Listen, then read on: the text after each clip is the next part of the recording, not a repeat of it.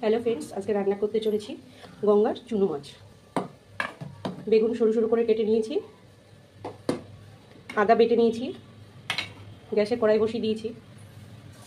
এবার মাছগুলোকে লবণ হলুদ দিয়ে মাখিয়ে রেখে ভাজা করে নেব। আমি সরষের তেলে রান্না করছি, আপনারা চাইলে রিফাইন তেলেও রান্না করতে পারেন। বেগুনগুলো এরকম সরু সরু করে কাটবেন, যেহেতু মাছটা একদমই পাতলা সরু, তাই জন্য বেগুনগুলো আমি সরু সরু করে কেটেছি। আমি আদার সাথে কিছুটা লঙ্কা বেটে রেখেছি, কাঁচা লঙ্কা দুটো, আর জিরের গুঁড়ো দিয়েছি, সামান্য পরিমাণে একটু লঙ্কার গুঁড়ো দেবো। এই যে ছোটো চামচের একটুখানি আমি লঙ্কার গুঁড়ো দিয়ে দিলাম। এই প্রত্যেকটা মশলা আমি জল দিয়ে একটু গুলে রাখবো। এই দেখুন, জল দিয়ে গুলে রেখেছি মশলাগুলো। তেল গরম হয়ে গেছে, এবার মাছগুলো আমি ছাড়ব।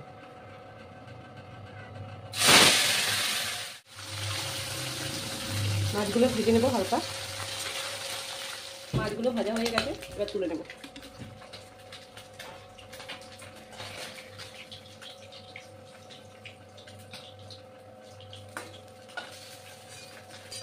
মাছগুলো আমি লাল করেই ভেজেছি, কারণ পাতলা পাতলা মাছ তো ভেঙে যাওয়ার সম্ভাবনা থাকে, তাই জন্য একটু লালচে করে ভেজে নিয়েছি।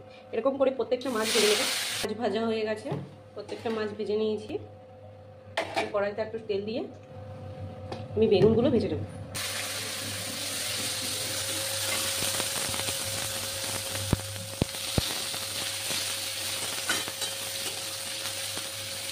সবুজ সবুজ দেখতে পাচ্ছেন, এগুলো একটু দুই একটা পেঁয়াজ করেছিল, আমি দিয়ে দিয়েছি।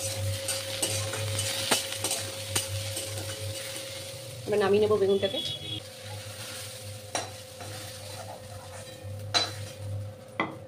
কড়াইতে সামান্য তেল দিয়ে দেবো, কালো জিরা ফোড়ন,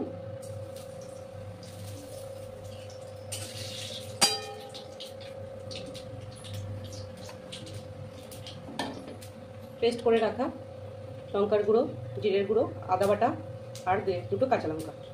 যারা ঝাল কম খান তারা কাঁচা লঙ্কা না দিলেও চলবে। দিয়ে দেবো আন্দাজ মতো লবণ, সামান্য হলুদ। এরকম মশলাটাকে ভালো করে কষাতে হবে। মশলা থেকে তেল ছাড়ছে, এবার জল দিয়ে দেবো। যেহেতু এটা মাখা মাখা হবে, তাই খুব অল্প পরিমাণে জল দিয়েছি। জল পড়তে শুরু করে দিয়েছে, এবার আমি বেগুনগুলো দিয়ে দেবো মাছ।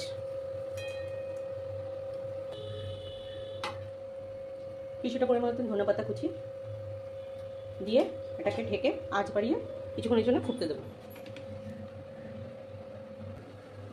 এখানে সরিয়ে দেখবো, এই যে তৈরি হয়ে গেছে চুনো মাছ গা মাখা মাখা বেগুন দিয়ে। এবার নামিয়ে ফেলবো। তৈরি হয়ে গেছে চুনো মাছের তরকারি।